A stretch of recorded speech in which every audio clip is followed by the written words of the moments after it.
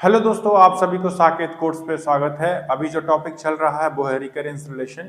ये recurrence relation का second part है।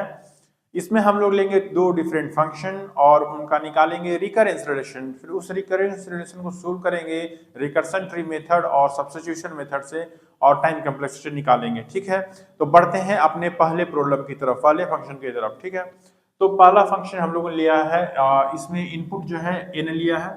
अगर n 0 से बड़ा है तो ये फॉर लूप एग्जीक्यूट हो रहा है n टाइम्स, है ना। और उसके बाद फिर फंक्शन n-1 से कॉल हो रहा है। फिर n-1 ग्रेटर देन 0 ये लूप एग्जीक्यूट होगा n-1 टाइम, फिर n-2। इसी प्रकार से ये जो रिकर्सन है वो कब तक चलता रहेगा, जब तक कि n 0 से बड़ा है। n अगर 0 आएगा तो फिर ये रिकर्सन टर्मिनेट हो जाएगा। ठीक है, अब हमको इसको निकालना है, इसका रिकरेंस रिलेशन। तो मतलब total time taken as a function of n, है ना। तो रिकरेंस रिलेशन निकालना तो हम लोग मान लेते हैं जो फंक्शन है वो टाइम ले रहा है tn। ठीक है, tn टाइम ले रहा है। अब ये इफ स्टेटमेंट है, ये इफ स्टेटमेंट को जो एग्जीक्यूट होने में मान लिया ऐसे समय लगेगा c, लिख सकते हैं कांस्टेंट c, लेकिन हम लोग बेटर अंडरस्टैंडिंग के लिए इसको लिख लेते हैं c को 1 यूनिट ऑफ टाइम लग रहा है ना। यहाँ पे देखिए ये जो फॉर लूप का हेडर है वो कितनी बार एग्जीक्यूट हो रहा है, 0 से n-1 तक तो जा रहा है।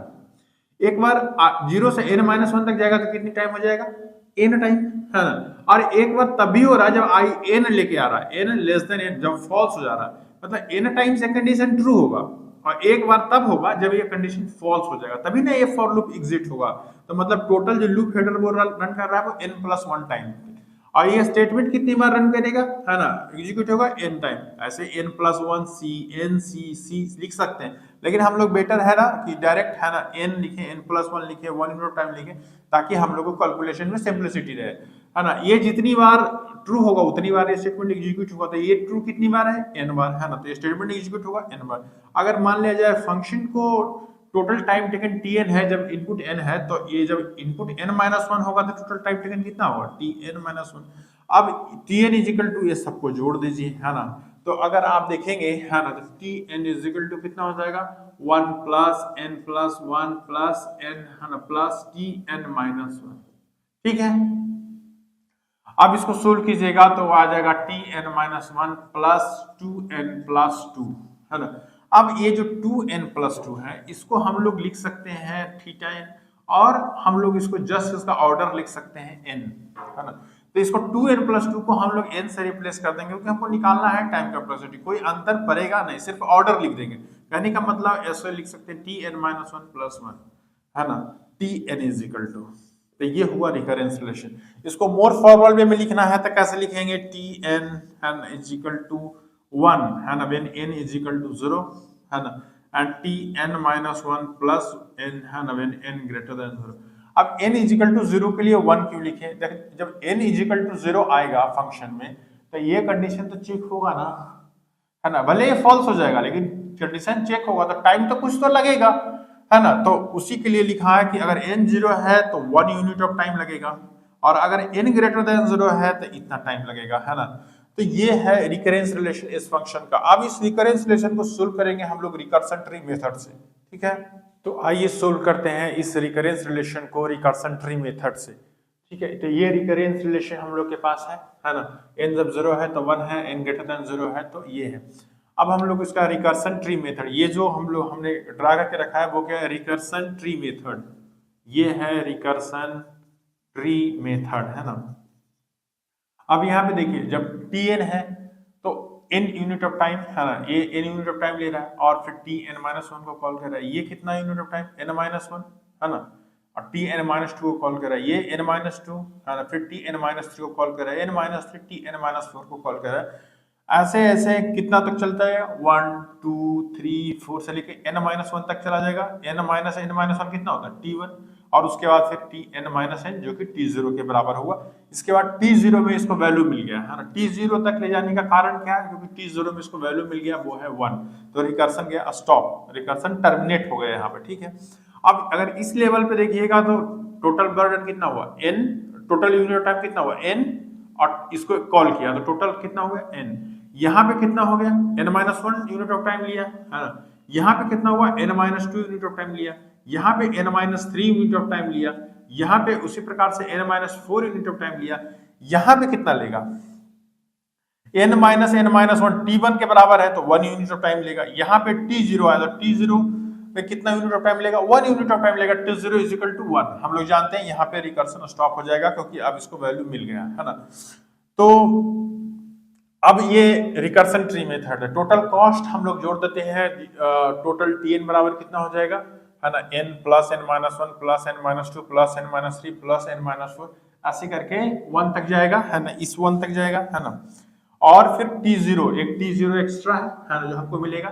फिर इसको इधर से देखिए तो 1 प्लस 2 से लेके n तक जाएगा प्लस 1 है ना।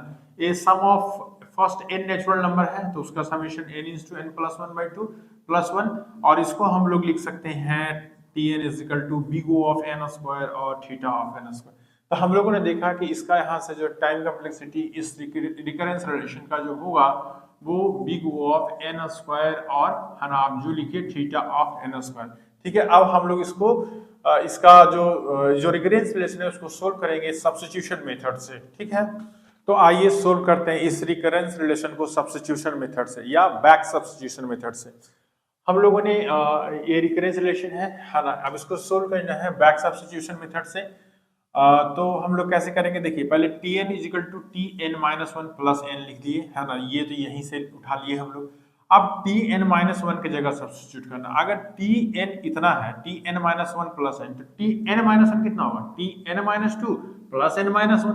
तो इसी को है ना tn-1 की जगह ये सब्स्टिट्यूट कर दिए है ना, tn-2 plus n-1 plus n। तो इसको जब करेंगे तो कितना हो जाएगा, ब्रैकेट खोलेंगे तो tn-2 plus n-1 plus n-1 plus n। अब है कि tn-2 की जगह सब्स्टिट्यूट करेंगे तो tn-2 को कितना लिख सकते हैं, tn-3 प्लस n-2 है ना। जैसे tn को एक tn-1 प्लस n लिखे, tn-2 क्या लिखे, tn-3 प्लस n-2। तो यहाँ पे tn-2 की जगह हम लोग सब्स्टिट्यूट कर दिए tn-3 plus n-2 plus n-1 plus n। तो इस प्रकार से ये चला है ना। ये कब तक चलता रहेगा सब्स्टिट्यूशन, जब तक कि n-n हो जाएगा। जब n-1 हो जाएगा तो t0 हो जाएगा, उसका वैल्यू 1 हो जाएगा, तब तक ये चलता रहेगा। तो जब देखिए n-3 था तो n-2 plus n-1 plus n लिख रहे थे है ना। जब n-n होगा तो कितना लिखेंगे, n-1 n-2 से लेके n-2 n-1 n तक है ना। अब ये t0 हो गया और ये देखिएगा तो n-n प्लस 1, अगर इसको खोलिएगा ब्रैकेट तो कितना निकलेगा, n-n प्लस 1, n कट जाएगा है ना, तो ये 1 ही तो होगा। तो दिस इज 1 2 से लेके कितना तक जाएगा, n तक है ना। और t0 कितना 1 है, और ये sum of first n natural number है जो कि n is to n plus 1/2 होगा। ये tn हो गया तो टाइम कॉम्प्लेक्सिटी कितना लिख सकते हैं, big O of n square और थीटा ऑफ n स्क्वायर। तो ये तरीका हुआ बैक सब्स्टिट्यूशन मेथड से हमको सोल्व करने का। बैक सब्स्टिट्यूशन मेथड से क्योंकि पीछे से हम लोग सब्स्टिट्यूट कर रहे हैं, nth वैल्यू से सब्स्टिट्यूट कर रहे हैं और फर्स्ट वैल्यू तक जा रहे हैं, इसलिए बैक सब्स्टिट्यूशन मेथड हुआ। ठीक है, तो हम लोग बढ़ते हैं अपने अगले फंक्शन की तरफ। एक फंक्शन हम लोगों ने यहाँ लिया है, इसमें अगर n 0 से बड़ा है ना, तो ये फॉर लूप चल रहा है और फिर फन n-1 की तरह फन n-1 कॉल हो रहा है। यानी कि मतलब पिछले फंक्शन की तरह है, सिर्फ अंतर यहाँ पे ये है कि वहाँ पे जो है ये लूप जो है n टाइम्स चल रहा था, यहाँ पे ये जो लूप है वो log n टाइम्स चलेगा है ना। i equal to 1, i less than 1, हमेशा 2 से मल्टीप्लाई हो रहा है। पिछली वीडियोस में हम लोगों ने बताया है कि ऐसे लूप्स का जो रन टाइम होता है वो log n, पिछले वीडियोस आप देखिए तो पता चलेगा कि ऐसे लूप्स का जो रन टाइम होता है वो log n होता है। ठीक है, तो अब इसका हम लोग को रिकरेंस रिलेशन निकालना है। तो मान लिया जाए कि ये टोटल टाइम जो लेता है वो tn है, ये जो इफ है वो कितना टाइम लेगा है ना, 1 यूनिट ऑफ टाइम। ये कितना टाइम लेगा है ना, log n टाइम्स तो चलेगा ही, प्लस 1 जब ये कंडीशन फॉल्स होगा, जिस i के लिए फॉल्स होगा वो एक बार ज्यादा चलेगा। ये स्टेटमेंट कितनी बार एग्जीक्यूट होगा, वो होगा log n टाइम्स है ना। और ये अगर tn है n के लिए तो tn माइनस होगा 1 होगा फन n के लिए। तो ये टोटल जोड़ दीजिए है ना, दिस है ना, सम अप कर दीजिए है ना। tn कितना हो जाएगा टोटल है ना, 1 है ना plus log n 1 plus 1 plus log n है ना प्लस tn माइनस 1 है ना। तो ये कुछ हो जाएगा tn minus 1 plus 2 log n है ना प्लस 2।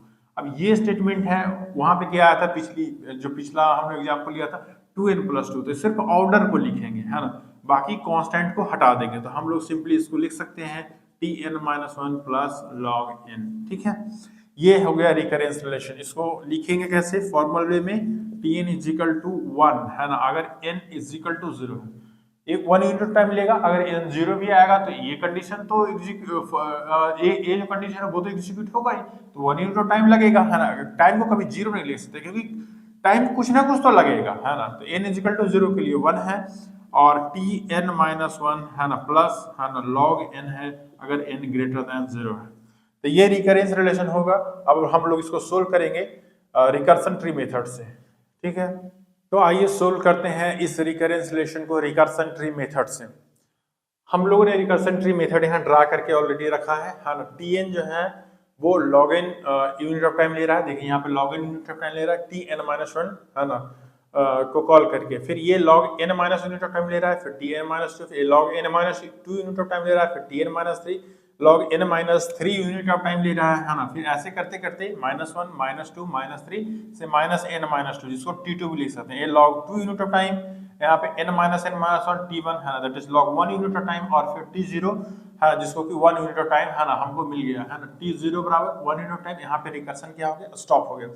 तो अगर यूनिट ऑफ टाइम देखें तो Tn कितना ले रहा है, log n, ये कितना ले रहा है, log n-1, ये कितना ले रहा है ना, log n-2, एक सब कॉस्ट है ना, log कितना, log n-3 से ऐसे ऐसे कितना जा रहा है, ये कितना अमाउंट ऑफ टाइम ले रहा है, log 2, है ना, ये log 1, और ये जो ले रहा है वो 1 यूनिट ऑफ टाइम ले रहा है।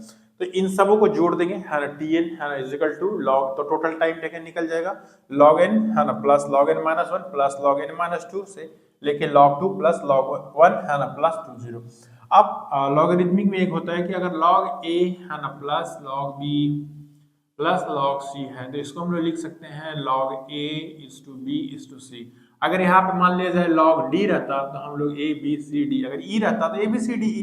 उसी प्रकार से अगर log n plus log n-1 plus log n-2 plus log 2 plus log 1 T0 है, तो इसको हम लिख सकते हैं n is to n-2 n is to n-1 is to n-2 is to n-3 से 2 1 प्लस 1, है ना। तो ये क्या हो गया, n फैक्टोरियल हो गया, है ना, प्लस 1, है ना, ये 1 2 3 4 से n तक n फैक्टोरियल हो गया।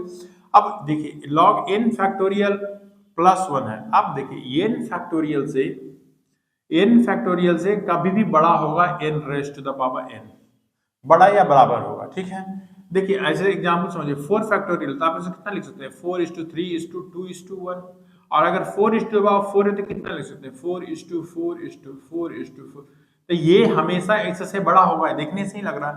तो कहने का मतलब n फैक्टोरियल का अपर बाउंड होगा, है ना, एग्जैक्ट बाउंड नहीं होगा, अपर बाउंड होगा। n raise to the power n क्या होगा, बड़ा होगा। तो अगर n फैक्टोरियल की जगह हम लोगों ने क्या लिख दिया, log n raise to the power n plus 1, है ना, यहाँ पे क्या साइन दिया, a greater than equal to होगा, है ना। इसको क्या होगा, लिख दिए n log n प्लस 1, है ना। अब log में एक फॉर्मूला होता है कि अगर log n raise to the power a है तो इसको a log n लिख सकते हैं, है ना, इसको यहाँ पे ला सकते हैं, इसको यहाँ पे ले आए n log n प्लस 1, ये हो गया big O of n log n, ये अपर बाउंड हो गया। ये जो रिकरेंस रिलेशन है उसका अपर बाउंड हो गया n log n। यहाँ पे थीटा n log n नहीं लिख सकते हैं, थीटा n log n नहीं लिख सकते हैं क्योंकि n फैक्टोरियल की जगह हम लोगों ने क्या रिप्लेस किया, n raise to the power n, जो कि n फैक्टोरियल से बड़ा होगा, इसलिए ये क्या हो गया, अपर बाउंड हो गया। ठीक है, तो ये हम लोगों ने निकाला रिकर्सन ट्री मेथड से। ठीक है, तो आइए सोल्व करते हैं इस रिकरेंस रिलेशन को बैक सब्स्टिट्यूशन मेथड से। देखिए यहाँ पे हम लोगों ने यहीं से लिखा Tn-1 प्लस log n, है ना, Tn इज इक्वल टू, अब Tn-1 की जगह हम लोगों ने ये सब्स्टिट्यूट कर दिया। T अगर n है n-1 प्लस log n, तो n-1 कितना होगा, Tn-2 plus log n-1, Tn-2 plus log n-1 plus log n हो गया। अब ये हमारे पास इस ब्रैकेट को खोल देंगे तो कितना होगा, Tn-2 plus log n-1 plus log n। ठीक है, ठीक है, अब Tn-2 की जगह ये सब्स्टिट्यूट कर देंगे, Tn-2 प्लस log n-2, है ना, यही होगा, और फिर log n-1 plus log n, तो ये कितना हो जाएगा, Tn-3 plus log n-2 plus log n-1 plus log n।